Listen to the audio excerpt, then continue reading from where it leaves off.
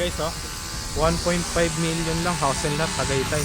30 square meter yung lote, 40 square meter yung house. Ganito gagawin. Barangay Patutong Malaki. Ito yung na-turnover na natin na bahay. Nakatira na yung may-ari. Clean title. Ayan. Ito siya.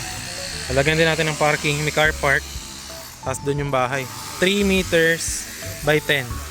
Ito yung magiging design, guys. 2 floor house, 2 bedroom. 1 bathroom. Ayan. With kitchen. Ayan, oh. Hanggang dito yung 3 meters, ha. Hanggang dito. Ayan, oh. Hanggang, oh. Ayan. Tapos free fence. Ayan, oh. Ito na yung highway, oh. Ayan. Tapos free transfer title, 1 slot lang. Ito na yung highway, guys. Napakalamig. Ito talaga Tagaytay City, Barangay Patutong Malaki. Search nyo Patutong Malaki Police Station, nandyan lang siya katabi. Or Dali, Barangay Patuto, Tagaytay City. Ayan na yun. Ayan, oh. Ayan yung mga sakay ng bus. Tsaka yung Dali, Tagaytay. Ito na yung ating kalsada. Kasha pick up. Kasi pinasok ko dati yung pick up ko dito.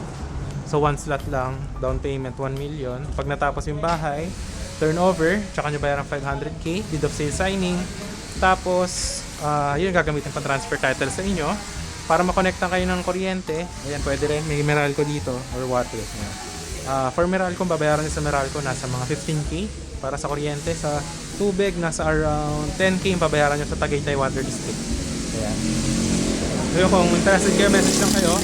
Viber, WhatsApp, guys. Yan, napakalamig. Ayan. Maganda to pag natapos na. 1 slot lang. Ganito yung bakod ng mga ginawa natin. Ito, na turnover na natin, oh, yung bahay. Ganda, di ba? Ayan, oh.